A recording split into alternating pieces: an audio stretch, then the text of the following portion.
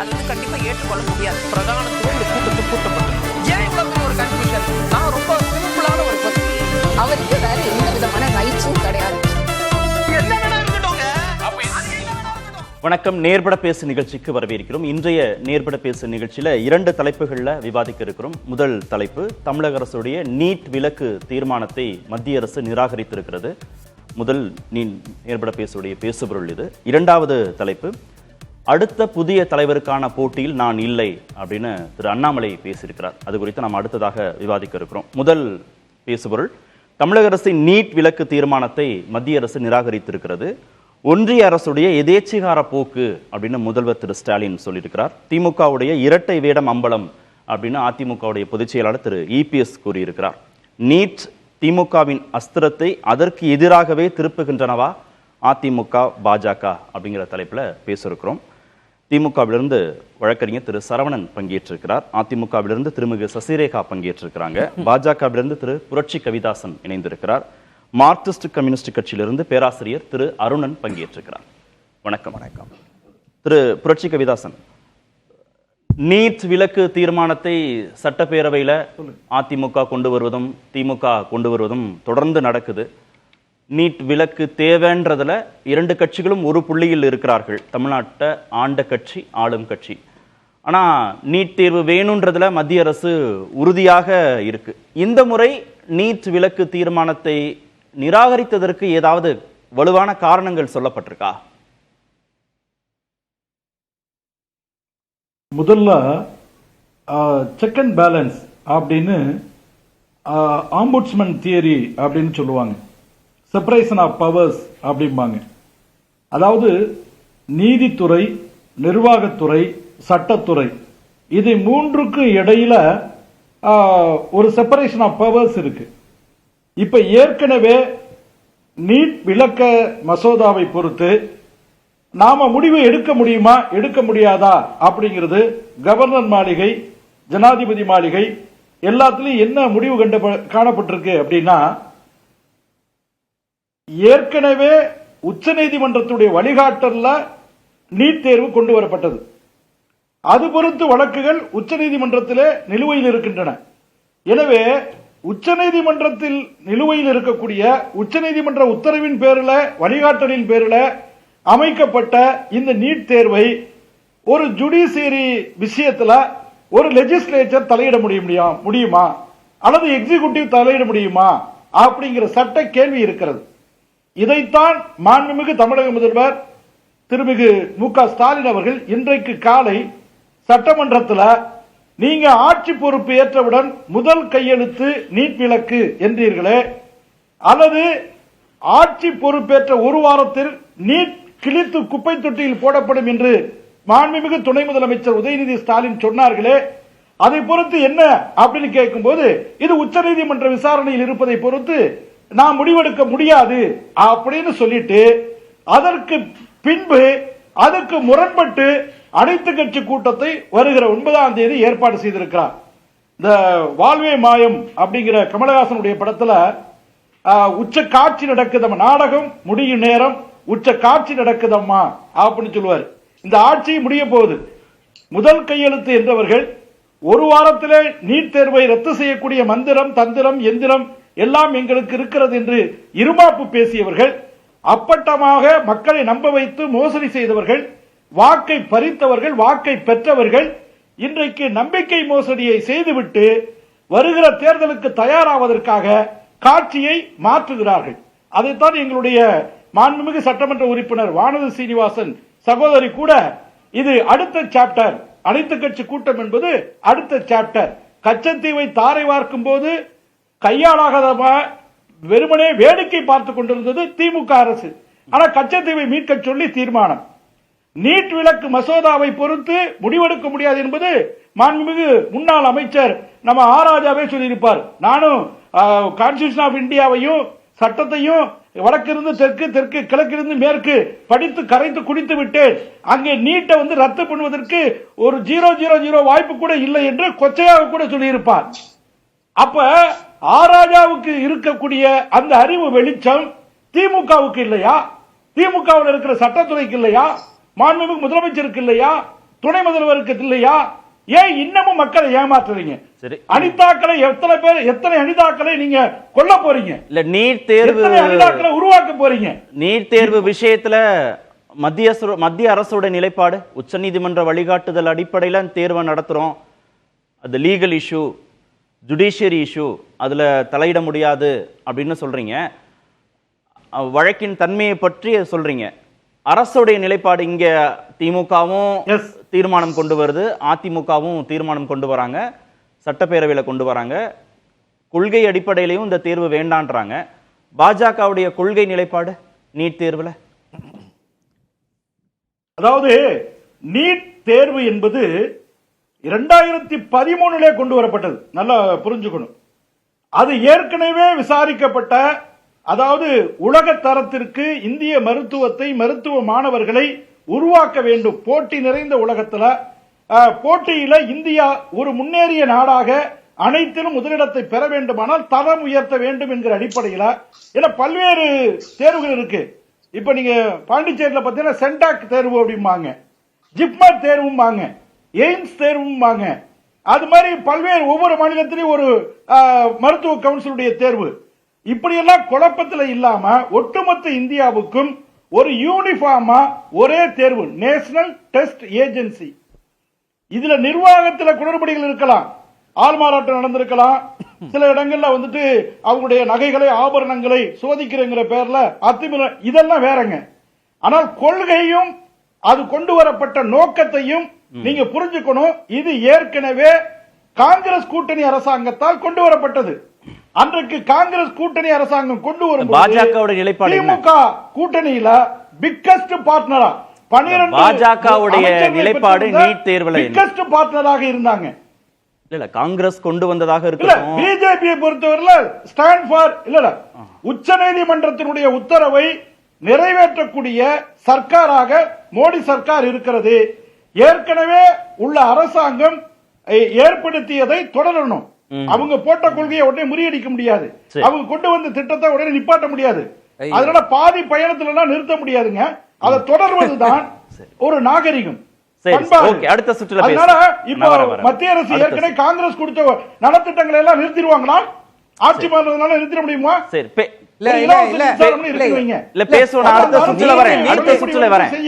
எல்லோருக்கும் வாய்ப்பு கொடுத்து உரையாடலாம் அந்த நிகழ்ச்சியை நீட்டை பத்தி பேசுறதுக்கு பாஜகவிற்கு வெட்கமாக இல்லை. உங்க டைம்ல பேசுங்க சார்.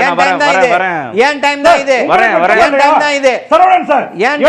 வெட்கமா இல்ல? இல்ல நான் என்ன முடிக்கல சார். என்ன முடிக்கல? போதும் டைம். இப்போ என்னுடைய டைம் நான் பேசுறேன். பாஜக இருக்கு புரட்சி கவிதாசன் சார், அடுத்த சுற்றுல வரேன்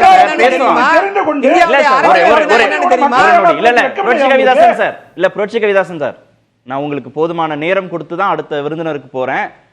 அதுல ஏதாவது மாற்று கருத்து சரவணன் பேசுறதுல இல்ல நான் சொல்லிட்டேன், நேரம் அடுத்த சுற்றுல வரேன்னு நான் சொல்லிட்டேன். அடுத்து ஏதாவது பேசணும், மாற்று கருத்து இருக்கு சரவணன் சொல்றதுலன்னா குறிச்சு வச்சுக்கோங்க, நான் வரேன். ஏன்னா நீங்க நேரலையில இருந்து இணைஞ்சிருக்கீங்க, 2 பேரும் பேசினா எடுபடாது. ஏன்னா நீங்க ஸ்டுடியோல இருந்தா கூட பரவாயில்ல, நீங்க நேரலையில இணைஞ்சிருக்கீங்க, குறிச்சு வச்சுக்கோங்க, அடுத்த சுற்றுல பேசலாம். திரு அருணன், இங்க இருக்கக்கூடிய மாநில கட்சிகள் திமுகவும் அதிமுகவும் மற்ற கட்சிகளும் ஒரு புள்ளியில நிக்கிறாங்க, நீட் தேர்வு வேணான்றதுல ஒரு புள்ளியில நிக்கிறாங்க. ஆனா பாஜகவுடைய நிலைப்பாடு தெளிவா இருக்கு, நீட் தேர்வு வேணும். காங்கிரஸ் கொண்டு வந்திருந்தாலும் கூட, அவங்க அறிமுகப்படுத்தினா கூட அதை செயல்படுத்தணும்ன்றதுல அவங்க உறுதியா இருக்கிற போது இது எதேச்சிகார போக்குன்னு திரு ஸ்டாலின் சொல்றதுங்கிறது சரியான வாதம் தானா? இல்ல, முதல் பாயிண்ட் அவர் பாஜக நண்பர் பாருங்க, முதல்ல நீதிமன்றத்தின் மீது பழிய போட்டார். ஐயா, இந்த நீட்டு வந்ததற்கே காரணம் அதுதான், எதிரொலிக்குது, கொஞ்சம் சரி பண்ணுங்க.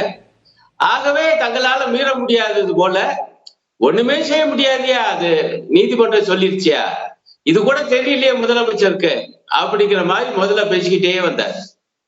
அப்புறம் கடைசியா பாஜக நிலைப்பாடுன்னா, மோடி அரசு நிலைப்பாடு என்னன்னா இது ஒரு நலத்திட்டம் போலன்னு சொல்லிட்டாரு. ஐயா, காங்கிரஸ் ஒரு நலத்திட்டம் கொண்டாந்து இருக்கு, அது காங்கிரஸ் கொண்டு வந்தது என்கிற காரணத்தினால ரத்து செய்ய முடியுமா அப்படின்னு கேட்கிறாரு. அப்ப நீட்டை பொறுத்த வரையில பாஜகவுக்கும் மோடி அரசுக்கு ஒரு நலத்திட்டம் மாதிரி, ஆகவே அதை அவங்க கண்டிப்பாக அமல்படுத்துவாங்க. பிறகு எதுக்கு அனிதா பத்தி பேசுறாரு?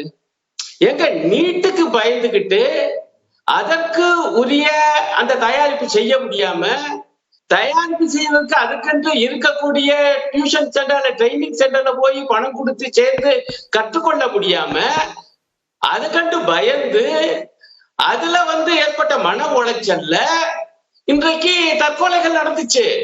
தற்கொலை நடப்பதற்கு காரணம் நீட் தேர்வு. அந்த நீட் தேர்வை ஆதரிக்கிற ஆட்சி மோடி ஆட்சி. யார் மேல பழிய போறாரு தற்கொலைக்கு? நீட்டை அமுல்படுத்துறது யாரு? இல்ல என்ன சொல்றாங்கன்னா, உச்ச நீதிமன்ற வழிகாட்டுதல் அடிப்படையில தேர்வு நடத்துறோம். மத்திய அரசு பாஜக அரசும் அகில இந்திய அளவில் சிறந்த மருத்துவர்களை தேர்வு செய்வதற்கு நீட் தேர்வு வேணும்னு நினைக்குது. அது காங்கிரஸே கொண்டு வந்திருந்தா கூட வேணும்னு நினைக்குது. ஆனா நீட் தேர்வை ரத்து செஞ்சிடுவோம்னு சொல்லி இங்க இருக்கக்கூடிய திமுக அரசு மாணவர்களை குழப்பத்துல வச்சிருக்கிறதுனால மாணவர்கள் தங்களுடைய உயிர்களை மாச்சுக்கிறாங்க, அதுக்கு அந்த தேர்வுக்கு சரியா தயாராக மாட்டேங்கிறார்கள் அப்படிங்கறதான் அரசியலா பயன்படுத்துது திமுகங்கிறதா முக்கிய குற்றச்சாட்டு. இல்லங்க, இந்த குழப்ப விஷயம் எல்லாம் அவங்களுக்கு மிக தெளிவா தெரியுங்க. இப்போதைக்கு நீட்டை சந்திக்கணும். மாணவிகளுக்கு பிரச்சனை என்ன? இன்னும் சொல்ல போனா திமுக ஆட்சி வருவதற்கு முன்பே தற்கொலைகள் நடந்துச்சா இல்லையா கார்த்திகேயன்? அப்ப இவங்க சொல்ற குற்றச்சாட்டு எப்படி வரும்? நீட்டுக்கு பயந்துதானுங்க பிள்ளைங்க தற்கொலை பண்ணுச்சு. இங்க மட்டும் இல்ல, வேறு சில மாநிலங்கள்ல இப்ப நடந்திருக்கு. அங்கெல்லாம் இந்த பிரச்சனை இல்லையே. ஆட்சியில் இருக்கவங்க நீட்டு வேணாம்னு ஒண்ணு சொல்லல. இவங்க சொல்ற வார்த்தை குழப்புறாங்க அப்படின்னு. எங்க பிள்ளைகளுக்கு தெரியுது, ஐயா இப்ப நம்ம நீட்ட தேர்வை எழுதியாகணும், எழுத முடியல, மிரளுதுங்க, பயப்படுதுங்க. அதற்குரிய தயாரிப்புக்கு போனா பல லட்சம் ரூபாய் கட்ட சொல்றான். பெற்றோரால முடியல. ஆகவே எக்ஸாம் எழுதவே பயந்து சாகுதுங்க, அல்லது எழுதிட்டு சாகுதுங்க, அல்லது மதிப்பெண் குறைவானா சாகுதுங்க. இவ்வளவுக்கும் காரணம் நீட்டு. அந்த நீட்டை ஆதரிப்பது பாஜக கட்சி. அந்த நீட்டை அமுல்படுத்திய தீர்வேன் என்று வீம்பு செய்வது மோடி. இவ்வளவு படிபட்டு தற்கொலைகளுக்கு காரணம் திமுக அரசு, மாநில அரசுன்னு சொன்னா அதுல ஒரு நியாயம் வேணாமா? ஒண்ணு நீதிமன்ற விவகாரத்துக்கு மீண்டும் பாஜக பிரஷர்ல தள்ளுற மாதிரி தானே இருக்கு. ஒரு தீர்மானம் நிறைவேற்றுவதும், ஆளுநருக்கு அனுப்புவதும், குடியரசுத் தலைவருக்கு அனுப்புவதும், நீட் தேர்வை ரத்து செய்ய பாஜக அரசு மறுக்குது, ஒரு எதேச்சிகார போக்கோடு இருக்கிறதுங்கிறது பாஜகவுக்கு கொடுக்கக்கூடிய அரசியல் அழுத்தமா தானே தெரியுது. எங்க அவங்க பிள்ளைகளுக்கு அழுத்தம் கொடுக்கறாங்க. இந்த மோடி அரசு பிள்ளைகளுக்கு லட்சக்கணக்கான பிள்ளைகளுடைய கனவை சிதைக்குது. எப்படிங்க அதை போய் அதை பயிற்சி எடுத்துட்டு வர்றதுக்கு பணம் இல்லையா? ஏழை பிள்ளைகளுடைய கனவை சிதைக்குது. அப்ப பிரஷர் அழுத்தம் கொடுக்கணும். அது சொல்லித்தானே ஆட்சிக்கு வந்திருக்காங்க. இப்ப நான் அதுக்கு முன்னாடி ஒரே ஒரு விஷயம், நீதிமன்றத்தின் மேல பழியப்பட்டார்ல, எனக்கு மிக நன்றாக நினைவுல இருக்கு. நீதிமன்றத்துல இந்த விவகாரம் வந்த பொழுது நம்ம எல்லாம் பேசியிருக்கோம். நீதிமன்றம், உச்ச நீதிமன்றம் மத்திய அரசை கேட்டுச்சு, இந்த மாதிரி ஒரு மாநிலம் விலக்கு கேட்டா நீங்க தருவீங்களா மாட்டீங்களான்னு கேட்டுச்சு. இரவோடு இரவாக ஒரு அபிடவிட் தாக்கல் பண்ணிச்சு மோடி அரசு, அப்படிலாம் தர முடியாதுன்னு. அப்ப ஒன்றிய அரசே தரமாட்டேங்குது. ஆகவே இது நாடாளுமன்றத்தின் அடிப்படையில அது சட்டப்பூர்வமா ஒரு நீதிமன்றம் என்ன செய்யும்? சட்டம் சரியா இருக்கா இல்லையான்னு தான் பார்க்கும். விதிவிலக்கு அதுல தர்றதுக்கான இடம் இருக்கணும். தருவீங்களான்னு கேட்டா முடியாதுங்கிறாங்க. ஆகவே சட்டம் செல்லுன்ட்டாங்க. இப்ப நான் சொல்றேன், நாடாளுமன்றம் நினைச்சா அதே சட்டத்துல மாநிலங்கள் கேட்டா விதிவிலக்கு தர முடியும் என்று ஒரு திருத்தத்தை நிறைவேற்ற முடியுமா? முடியாதா? எப்படி முடியாதுங்கிறாரு? ஒன்றுமில்ல, தமிழ்நாடு மட்டுமில்ல கார்த்திகேயன், சென்ற ஆண்டு மேற்கு வங்கத்துல இதே போல இந்த நீட் தேர்வு வேண்டாம் என்று அங்கே தீர்மானம் நிறைவேறி இருக்கு. மேற்கு வங்க முதலமைச்சர் பிரதமருக்கு எழுதியிருக்காங்க. அவங்க ரெண்டு விஷயத்தை சொல்றாங்க. ஒன்று, அப்ப ஏற்பட்ட மிகப்பெரிய குளறுபடிகள். இப்ப பாஜக நண்பர் கூட அதை ஒப்புக்கொண்டாரு. ஆமா, குளறுபடிகள் நடந்திருக்கலாம், அதை சுட்டி காமிக்கிறாங்க.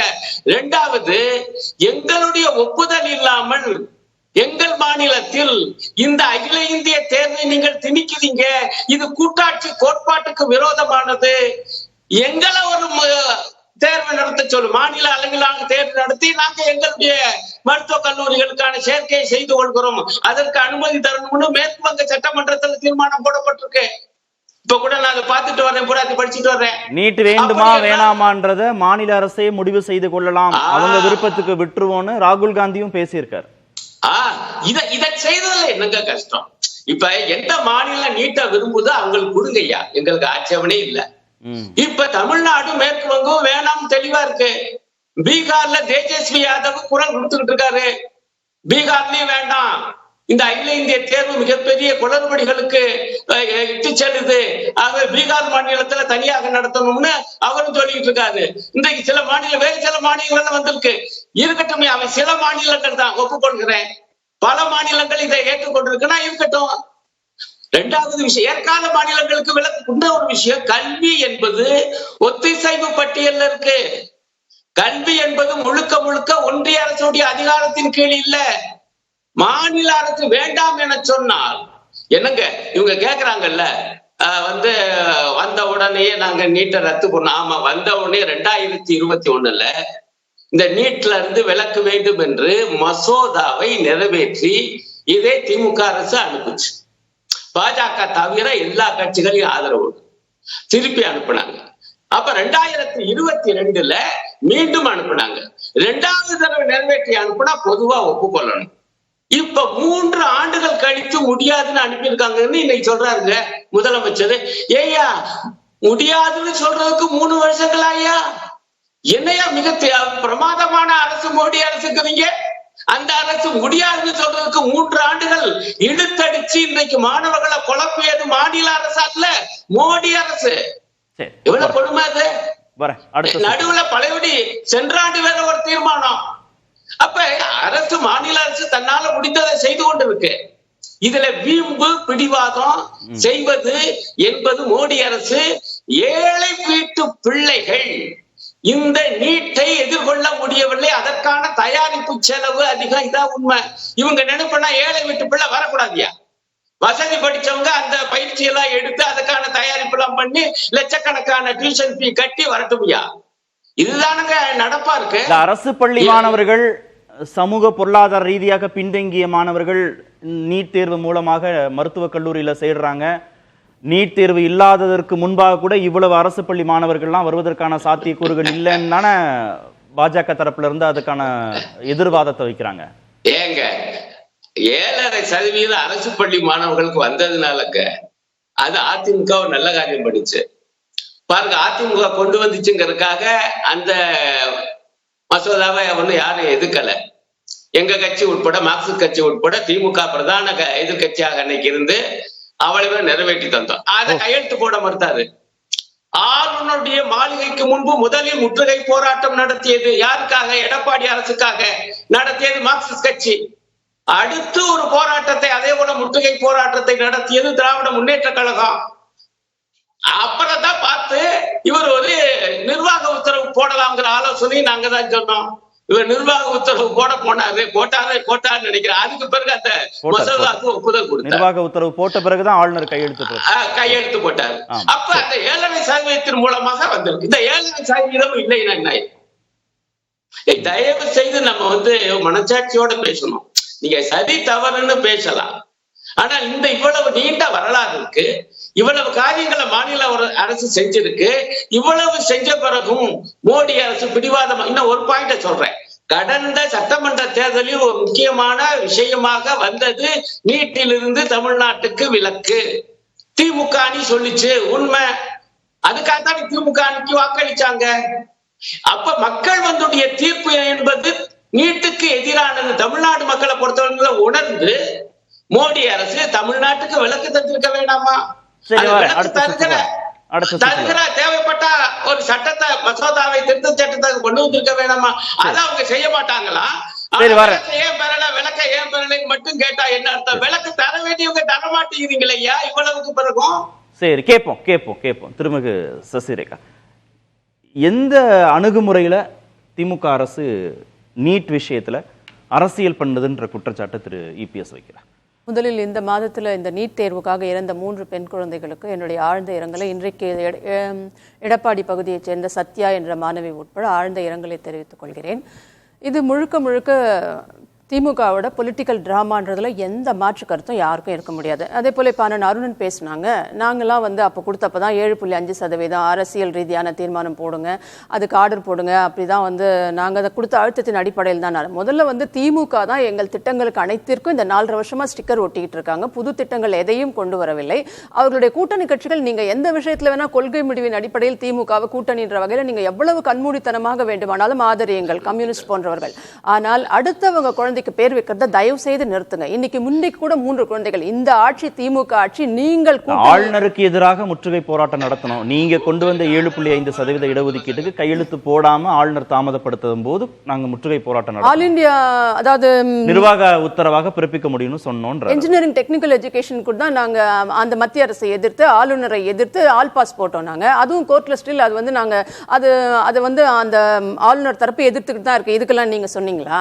நீட் எதிர்ப்புக்கு 7.5% நீங்க சொன்னீங்களா? முதல்ல ஆளுநர் என்ன பண்றாருன்றது வேற. அவர் ஒத்துக்கவே இல்லைன்னா கூட நிச்சயமா ஆமா நாங்க கொண்டு வந்தது தான். அதை தான் சொல்றேன். நீங்க வந்து நாங்க அந்த அழுத்தம் கொடுத்தோம் இந்த அழுத்தம் கொடுத்தோம் அப்படின்னு பேர் வைக்காதீங்க. இல்ல அந்த அழுத்தம் கொடுத்தோம் இந்த அழுத்தம் கொடுத்தோம் அந்த கேள்விக்குள்ள போனா அவங்க ஓனர்ஷிப் எடுத்துக்கல, அவங்களுக்கு சப்போர்ட்டா இருந்தோம்னு சொல்றாங்க. சரி அவங்க பேசட்டும். உங்களுக்கு சொல்றேன் தப்பு தப்பா இப்படி சொல்றேன். சரி சரி. இல்ல முழுக்க வந்து இது எங்களால அந்த எடப்பாடியார் அவர்களுடைய சொந்த மூலையில் உதித்த ஒரு திட்டம். அதன் அடிப்படையில் அதிமுக அமைச்சரவை கொடுத்த அழுத்தத்தின் அடிப்படையில் உருவாக்கப்பட்டதுதான் 7.5%. அப்படி ஒரு நிர்வாக உத்தரவாக நீட்டை ரத்து பண்ண முடியாது. நான் என்ன கேக்குறேன், இப்ப சொல்றீங்கல்ல நாங்க அதை பண்ண இதை பண்ண, இப்ப உங்களால 1% கூட அந்த உள்ஒதுக்கீட்டை கூட நிறைவேற்ற முடியல. அதுக்கான அழுத்தம் இப்ப கொடுக்கலாமே. நீங்க 4.5 வருஷம் ஆயிடுச்சு, இன்னும் 1/2 வருஷம் தானே இருக்குது. 6 மாசமோ 10 மாசமோ தானே இருக்கிறது.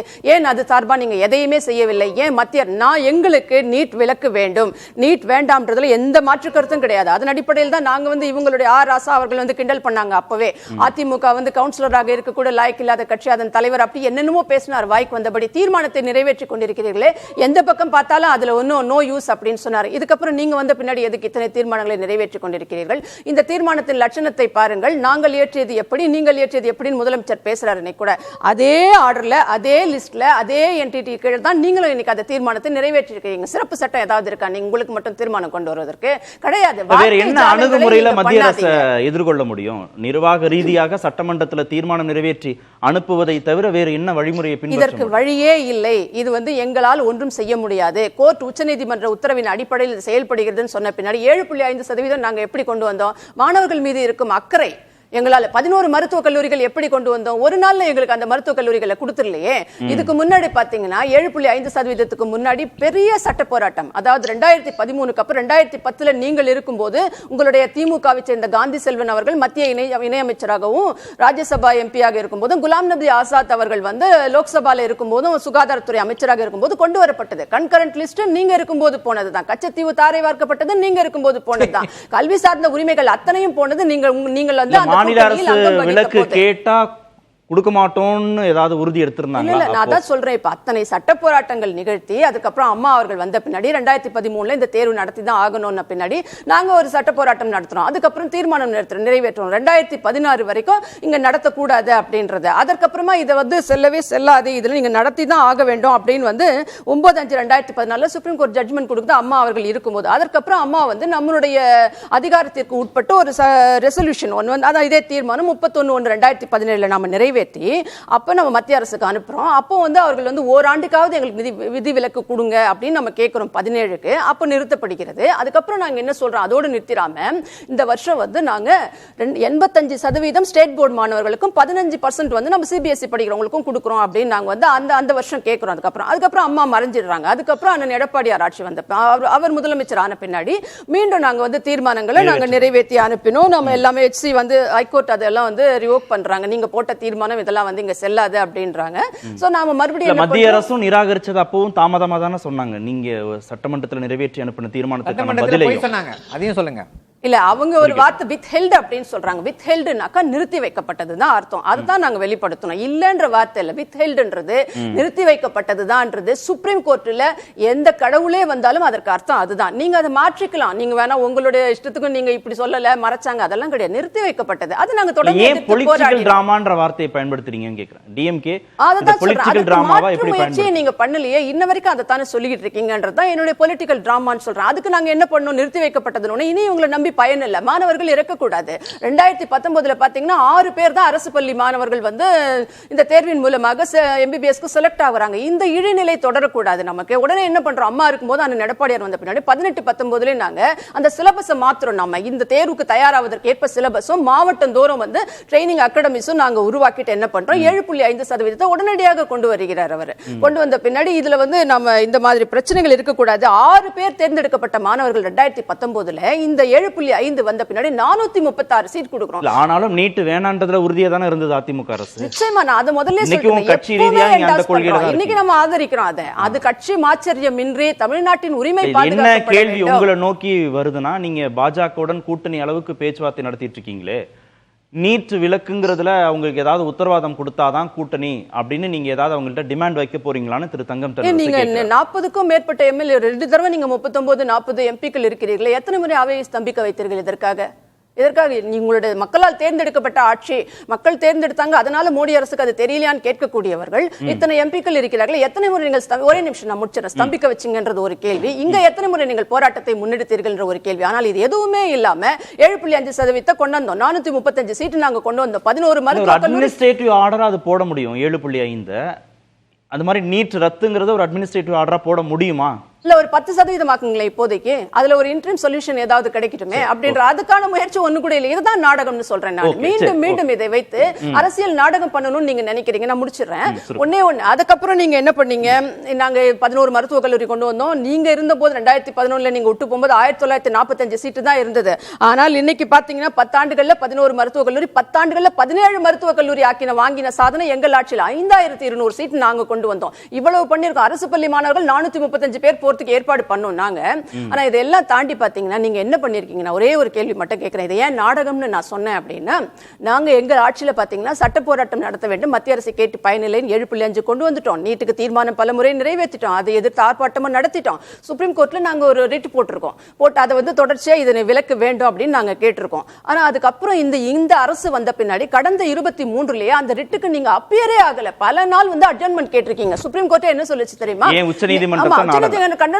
நீங்க தொடர்ந்து இதே மாதிரி அட்ஜர்ன்மென்ட் பண்ணிட்டு இருந்தீங்கன்னா நான் இந்த பெட்டிஷனை டிஸ்மிஸ் பண்ணுவேன்னு சொன்னாங்க. அப்ப நாங்க அக்கறையோட செயல்பட்டோமா, நீங்க அக்கறையோட செயல்பட்டீங்களான்றது ஒரே கேள்வி. இன்னும் ஒரு முக்கியமான விஷயத்தை நான் முடிச்சிடுறேன்.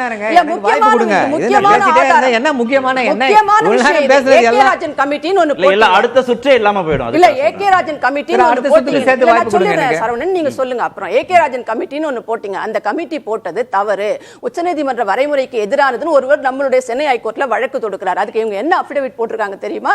இப்ப சொல்றேன் நான் உங்களுக்கு, பொலிட்டிக்கல் நாடகம்னு ஏன் இதை ஆணித்தரமா சொல்றேன்னு சொன்னாக்கா, நாங்க வந்து இந்த ஏகேராஜன் கமிட்டியை அதனால் ஏற்படும் பாதிப்புகள் என்ன என்பது ஆராய்வதற்காகத்தான் இந்த கமிட்டியை போட்டிருக்கிறோம். நாங்கள் உச்சநீதிமன்ற வரைமுறைக்கு எதிராகவோ மத்திய அரசின் சட்டத்திட்டங்களுக்கு எதிராகவோ நீட் தேர்வுக்கு எதிராகவோ செயல்பட மாட்டோம். நாங்கள் அதற்காக இந்த கமிட்டியை போடவில்லை. என்னால் எவிடன்ஸ் கொடுக்க நாடகமா இல்லையா என்னுடைய கேள்வி. பொலிட்டிக்கல் டிராமாவா நீட் விவகாரத்தை திமுக தொடர்ந்து செஞ்சுட்டே இருக்கின்றதா விமர்சனம். இல்ல, இந்த நீட் விவகாரம் வந்து ஒரு அப்பட்டமான அரசியல், ஒரு அழுகுனி ஆட்டத்தை பாஜக ஆடிக்கொண்டிருக்கிறது. வெக்கமே இல்லாம இங்க வந்து பேசிட்டு இருக்காரு. திமுக வந்து நீட்டை விலக்கவில்லை. இல்ல, அந்த தனி மனித தாக்குதல் இல்ல, இது பாஜக மீதான தாக்குதல். பாஜகவுடைய தலைவர்கள் வெட்கமே இல்லாமல் நீட் குறித்து பேசிக் கொண்டிருக்கிறார்கள். அவங்க வேணும்ன்றதுல உறுதியா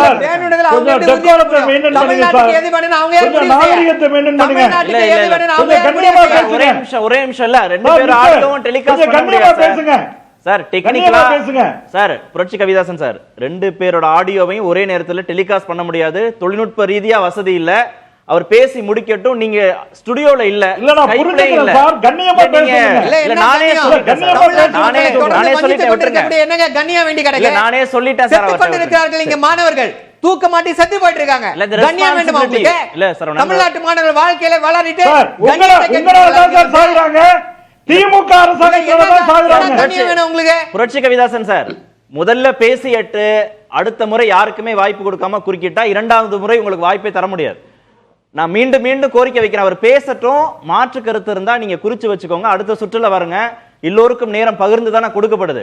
நீங்க அங்க இருந்து குறுக்கிட்டே இருந்தீங்கன்னா அவர் பேச முடியாது. என்ன பேசுறாருன்னே கேட்காது. சண்டையா தான் முடியும் விவாதம். கொஞ்சம் ஒரு 5 நிமிஷம் அமைதியா இருங்க. நான் இடைவேளைக்கு போறேன். அதுக்கப்புறம் நீங்க அடுத்த சுற்றுல பேசலாம். இல்ல, இப்போ தமிழ்நாடு நீட் வேண்டாம் அப்படின்னு சொல்லி வாக்களித்திருக்கிறது. ஐயா இங்க 234 எம்பிக்கு எம்எல்ஏக்கள் இருக்காங்க, அதுல 4 பேர் தான் நீட் வேணும்ன்றாங்க. அதுவும் அதிமுக தேவால உள்ள வந்தவங்க. அதிமுகவும் திமுகவும் இங்க இருக்கக்கூடிய அரசியல் கட்சிகள் எல்லாம் என்ன சொல்லி 2021 வாக்கு கேட்டோம்? நீட்டை ஒழிப்போம்னு சொல்லி வாக்கு கேட்டோம். அதான் அந்த ரெஸ்பான்சிபிலிட்டி நீங்க எடுத்துக்கிட்டீங்கன்னு கேக்குறேன். வர இருங்க. நம்முடைய சட்டசபையில தீர்மானத்தை ஏற்றுகிறோம். நம்முடைய சட்டசபை என்ன? அது சட்டசபை is representing the will of the people of Tamil Nadu.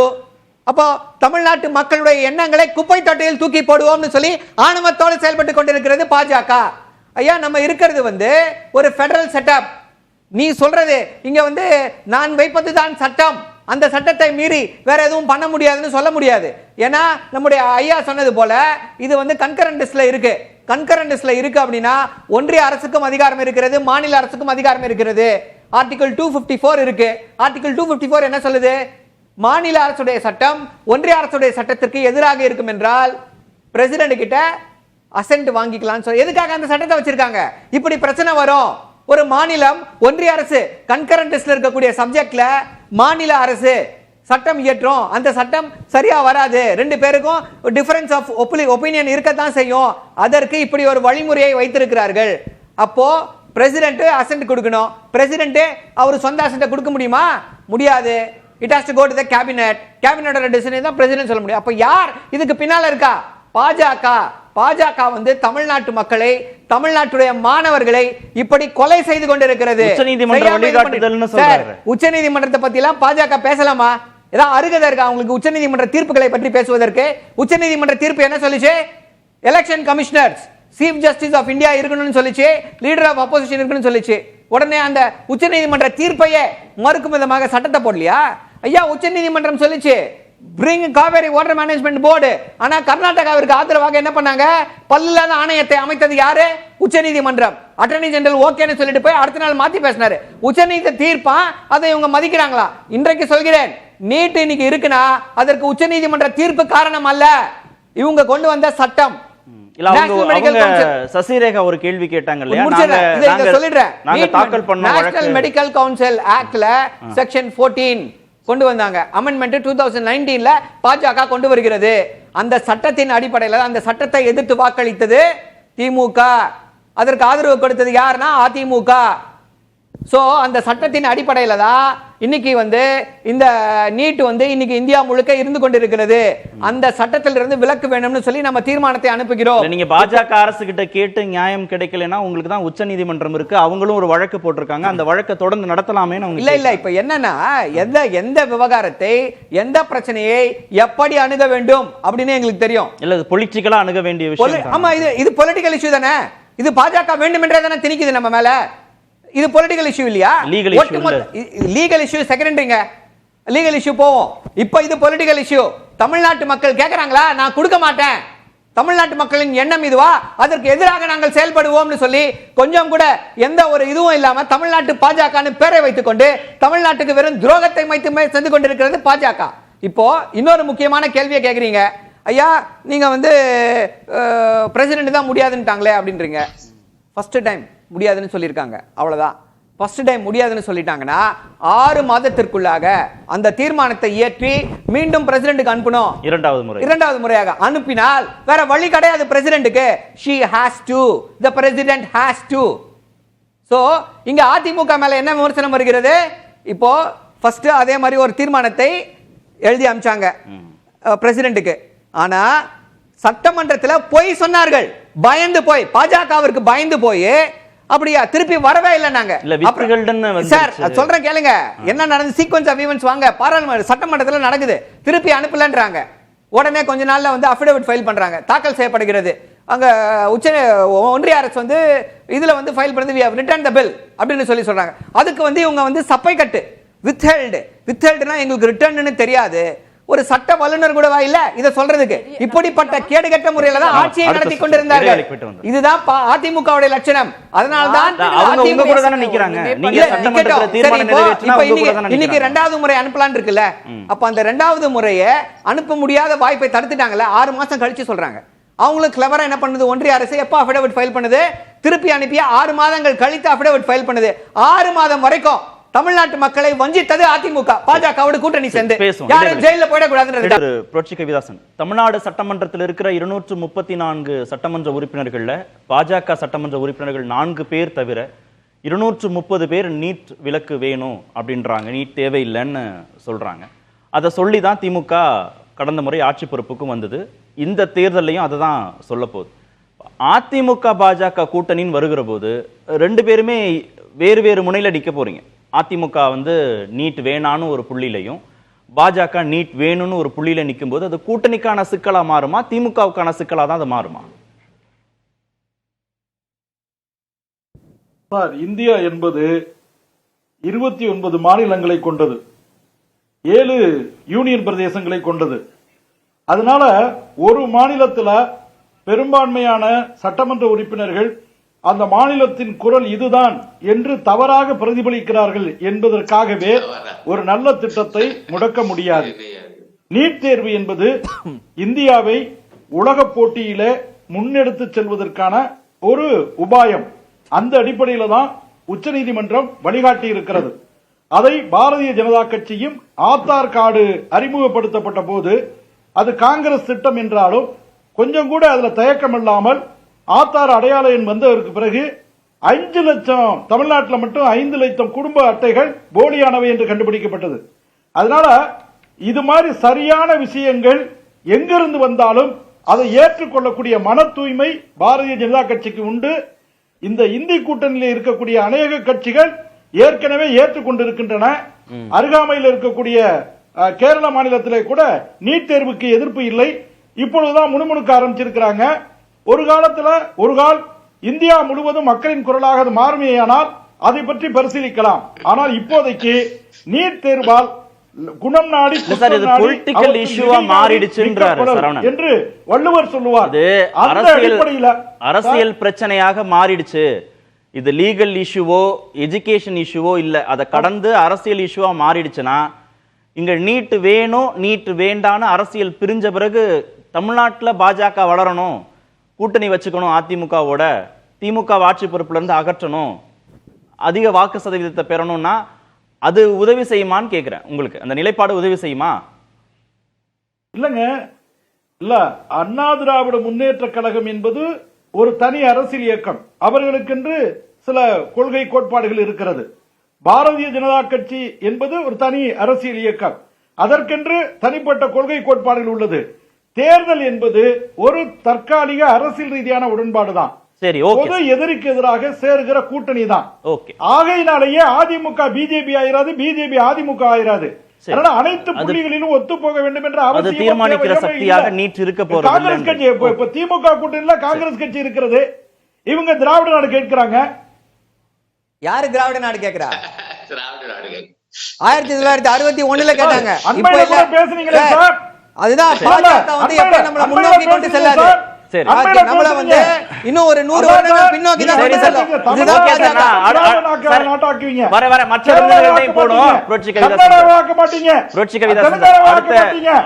மற்ற விருந்தினர்கள்ட்டையும் போனோம், போயிட்டு வந்துடுறேன், அப்புறமா நம்ம பேசுவோம். திருமிகு சசிரேகா, இப்ப திமுக மீண்டும் அனைத்து கட்சி கூட்டத்தை கூட்டியிருக்காங்க. தீர்மானத்தை நிறைவேற்றி 2வது முறையாக நாங்கள் குடியரசுத் தலைவருக்கு அனுப்ப போறோம்ன்றாங்க. அனைத்து கட்சி கூட்டத்தில் பங்கேற்கிறதுலையோ இல்லை மீண்டும் சட்டமன்றம் கூட்டப்பட்ட அதில் பங்கேற்று தீர்மானத்திற்கான ஆதரவு நிலைப்பாடு எடுக்கிறதுலையோ அதிமுக என்ன முடிவெடுக்க போறீங்கன்னு தெரியல. இன்னொன்று, இது ஒரு பொலிட்டிக்கல் டிராமான்னு நீங்க திமுக மேல குற்றச்சாட்டு வைக்கிற மாதிரி பொலிட்டிக்கல் இஷ்யூவாக இது மாறிடுச்சுன்னா திரு சரவணன் சொல்லும்போது பாஜகவோட கூட்டணி வருகிற போது அது உங்களுக்கு அந்த நிலைப்பாட்டில் சிக்கல் வராதா? அது ஒரு நெருடலை ஏற்படுத்தாதா? நல்ல கேள்வி கேட்டீங்க. அதாவது நாங்க எப்பவுமே சொல்றது கொள்கை வேறு கூட்டணி வேறு அப்படின்னு. இன்றைக்கு இருக்கக்கூடிய திமுக அரசாங்கம் போல ராஜீவ்காந்தி கொலை வழக்கில் அந்த கைதிகள் விடுதலை செய்யப்பட்ட போது முதலமைச்சர் அவர்களை சென்று சந்தித்து கட்டிப்பிடித்ததுல காங்கிரஸுக்கு என்ன நிலைப்பாடு, திமுகக்கு என்ன நிலைப்பாடு, இடபிள்யூஎஸ்ல காங்கிரஸுக்கு என்ன நிலைப்பாடு, திமுகக்கு என்ன நிலைப்பாடு, என்ஐஏல காங்கிரஸுக்கு என்ன நிலைப்பாடு, திமுகக்கு என்ன நிலைப்பாடுன்ற இத்தனை முரண்களை நீங்கள் வைத்துக்கொண்டு ஆனால் நாங்கள் இணக்கமாக நெருக்கமான கூட்டணி என்று சொல்லிக் கொண்டிருக்கும் போது நீட்டுக்கு இதே போல எதற்கோ நீங்கள் அனைத்து கட்சி கூட்டம், அனைத்து மாநில முதல்வர்களை அழைக்கிறீர்களே, இது நம்ம தெலுங்கானா, ஆந்திரா, கர்நாடகா, கேரளா எல்லாம் கூப்பிட்டு இதுக்கு ஒரு நீங்க உங்க இந்தியா கூட்டணி சார்பாகவே கூட நீங்க இதுக்கு ஒரு பெரிய முன்னெடுப்பை எடுத்திருக்கலாம் இந்த 4.5 ஆண்டு காலத்துல. அதுக்குள்ளேயே நீங்க வசதியாக போக மாட்டேன்றீங்க. இன்னொன்னு எங்களை கேக்குறீங்க இந்த கூட்டணி எப்படி சரியா வரும்? நாங்க பொலிட்டிக்கல் இஷ்யூவா வச்சிருந்தா மட்டும் போதும் திமுக நினைக்குது. எப்படி பொலிட்டிக்கல் இஷ்யூவா மட்டும் வச்சிருந்தா போதும்? அததான் சொல்றேன், purely political election stunt and election drama. மக்களை ஏமாற்றுவது, மாணவர்களை ஏமாற்றுவது தான் இவர்களின் நோக்கம். 4.5 ஆண்டு காலம் முடிவில் ஒரே கையெழுத்து நாங்க இல்லாம பண்ணிடுவோம், நாங்க எங்ககிட்ட ரகசியம் இருக்குன்னு சொன்னீங்கல்ல, தொடர்ந்து நாங்க வலியுறுத்துறது தான் ரகசியம்னு மிகவும் கேவலமாக அம்பலப்பட்டீர்கள். சரவணன் கூட தேவையில்லாத வார்த்தைகள் எல்லாம் பேசினாரு, இவங்க நாடகம் ஆடினாங்க அது இது. நான் அந்த அளவுக்கு எல்லாம், ஏன்னா இது ரொம்ப முக்கியமான பிரச்சனை, தரம் தாழ்ந்தெல்லாம் நான் பேச விரும்பல யாரையும். இவர்கள் அரசியல் டிராமா தான் நடத்துறாங்க. அனிதா அச்சுவஸ் அகாடமி நாங்க ஆரம்பிப்போம்னு சொன்னீங்க. அந்த அச்சுவஸ் அகாடமி எந்த மாவட்டத்துல எங்க நடக்குதுன்னு சொல்ல முடியுமா? நீங்க ஒரு கையெழுத்துல இல்லாம பண்ணிடுவோம். நீட் ரகசியம் எங்களிடம் இருக்கிறது. நாங்கள் ஆட்சிக்கு வந்தவுடன் முதல்ல என்ன சொன்னீங்க? மாநிலத்தில் ஆட்சி மாற்றம் வந்தால் நீட் ஒழிக்கப்படும் சொன்னீங்க. அப்புறம் பார்லிமெண்ட் எலெக்ஷன் வரும், மத்தியில் ஆட்சி மாற்றம் வந்தால் சொன்னீங்க. அப்புறம் 1 கோடி கையெழுத்து வாங்கினீங்க. 1 கோடி கையெழுத்தும் போண்டா மடிக்க தான் போச்சுன்றதை நாங்களே எடுத்து காட்டணும். அப்புறம் அனிதா அச்சுவஸ் அகாடமி நாங்க அமைப்போம் அப்படின்னு சொன்னீங்க. ஒரு அனிதாவின் மரணத்திற்கு அத்தனை குரல் கொடுத்தவர்கள் இந்த 4.5 ஆண்டு காலத்தில் இன்னையோட சேர்த்து 26 மரணங்கள் நிகழ்ந்திருக்கின்றன. இதற்கெல்லாம் எந்த பதிலும் இல்லை. இன்னமும் நாங்கள் செய்த தீர்மானத்தை அவ்வளவு கேவலமாக பேசியவர்கள் இன்னைக்கு அதே டிராமாவை அதே மட்டமான அரசியலை தான் செய்து கொண்டிருக்கிறீர்கள். நான் சொன்ன மாதிரி இவங்க எல்லாம் மற்ற மாநிலத்தில் மற்ற கட்சிகளை நீங்க கூட்டி ஏதாவது பண்ணிருக்கலாம், நீங்க நினைச்சிருந்தா எதுக்கோ கூட்டக்கூடியவர்கள். ஆனால் இது நீங்க அனைத்து கட்சி கூட்டம் டிராமா பண்ணிட்டு இருக்கீங்க. நாங்க தான் அதுக்கு ஆதரவு கொடுத்துட்டு இருக்கோமே, தீர்மானம் உட்பட. எங்களை பொறுத்தவரை கொள்கை என்பது வேறு, கூட்டணி என்பது வேறு. எலெக்ஷன் முடிஞ்சுதான் நீ வேற நான் வேற, அவ்வளவுதான். நாங்கள் இப்படி இணக்கமாக இருந்தும் எதிராக முடிச்சிடறேன், பாஜகவோட எதிராக இருந்து நாங்கள் பெற்ற காவிரி மேலாண்மை வாரியம் அமைச்சோம். நாங்க காவிரி தீர்ப்பை நாங்க பெற்றோம். 11 மருத்துவக் கல்லூரிகளை கூட்டணியோடு இருந்து பெற்றோம். நாங்க அதுக்கப்புறம் 5200 சீட் ஆக்கணும், 1945 சீட்டாக இருந்தது. நாங்க காவிரி வைகை குண்டாருக்கு நாங்க நிதி வாங்கணும். நாங்க வேளாண் சட்டத்தை நாங்க எதிர்த்தோம். வேணா இங்க வந்து அது பிரச்சனை இல்லைன்றது நாங்க சொன்னோம். இதெல்லாம் நாங்க கூட்டணியில் இருக்கும் போது செய்தோம். இல்லாத போது நாங்க எல்லாவற்றையும் நாங்க அவங்க கூட இருக்கும் போதெல்லாம் நாங்க எதிர்த்தோம். எல்லாவற்றையும் நீட்டை நாங்க சம்பந்தம் இல்லைன்னு சொல்லி தான் எல்லாவற்றிற்கும் மேலாக 7.5% கவர்னர் ஒத்துக்கொள்ளாத போது நாங்கள் பெற்றோம். கூட்டணிக்கு இதுக்கு என்ன சம்பந்தம் இருக்கு? ஆனா ஒன்னு கேள்வி முடிச்சிடறேன் நானே.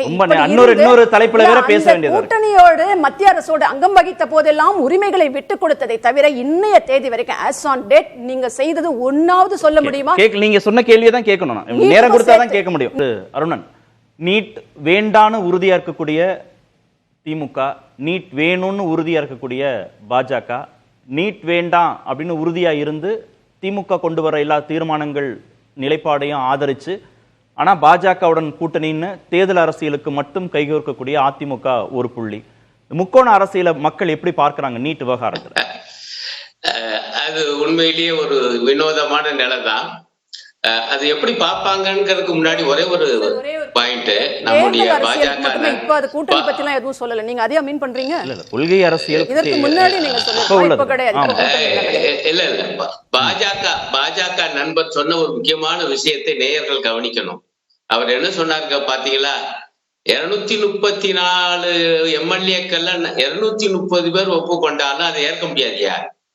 ஒரு மாநிலம் சொன்னா ஏற்க முடியாது, ஒட்டுமொத்த இந்தியா சொன்னாதான் நீட்ல இருந்து விலக்கு தருவோம்ட்டார் தெளிவா. அப்ப இந்த ஒத்திசைவு பட்டியல், மாநில அரசுக்கும் அதிகாரம் உள்ள பட்டியல்ல கல்வி இருக்கு என்பதையே மதிக்க தயாரா இல்ல மோடி அரசு, பாஜக.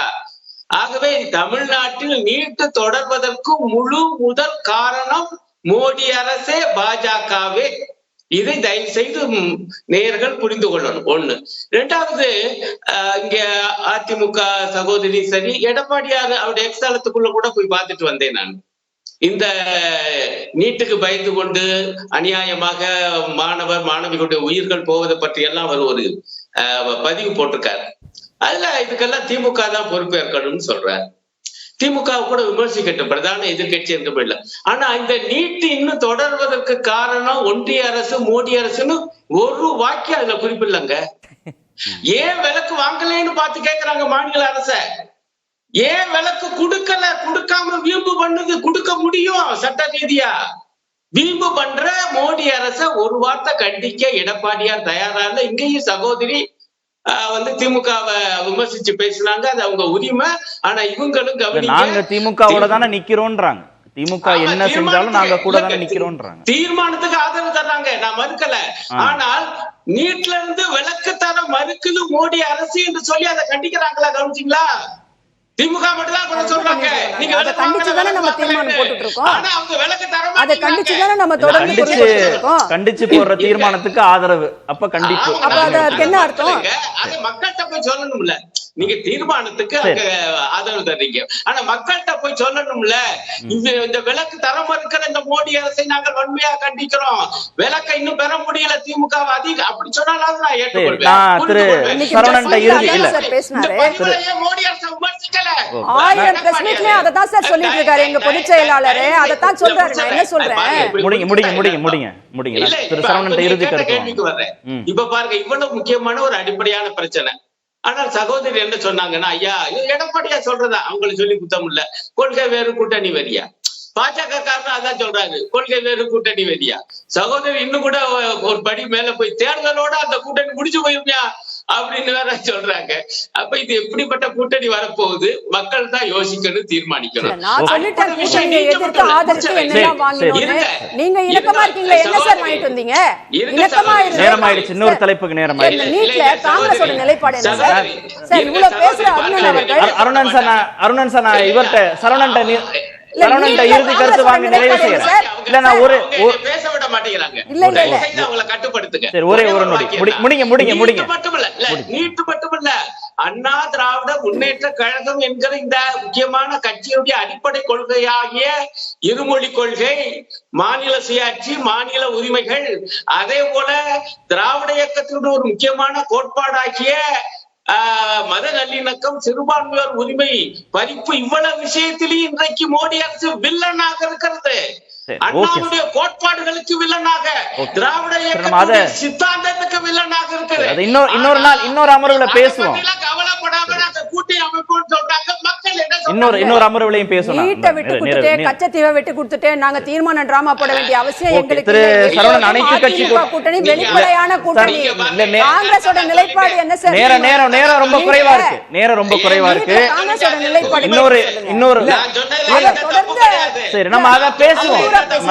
இல்ல அதிமுக பாஜக இடையே கொள்கை முரண்பாடுகளை நம்ம இன்னொரு நாள் வச்சுக்கலாம்.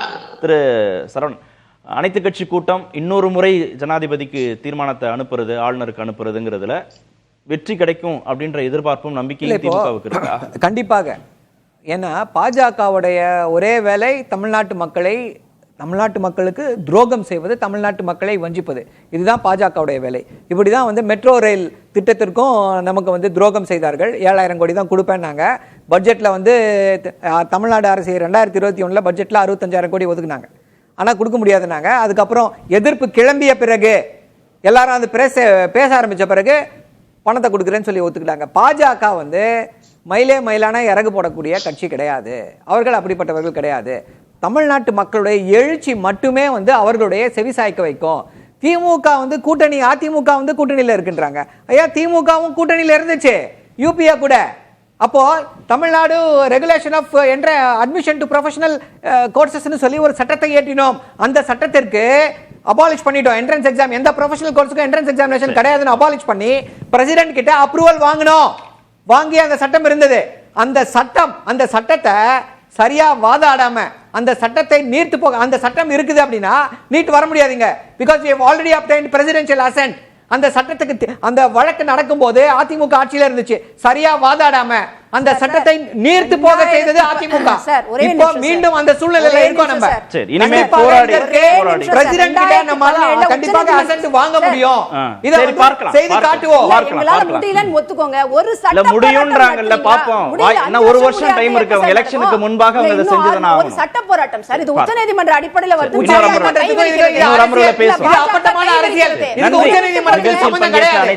இது அப்பட்டமான அரசியல். இதை நாங்கள் முடித்து காட்டுவோம். இடைவேளை பிறகு இரண்டாவது தலைப்புல நேர்பட பேசு நிகழ்ச்சி தொடரும். அவருக்கு வேற எந்த விதமான ரைட்ஸும் கிடையாது.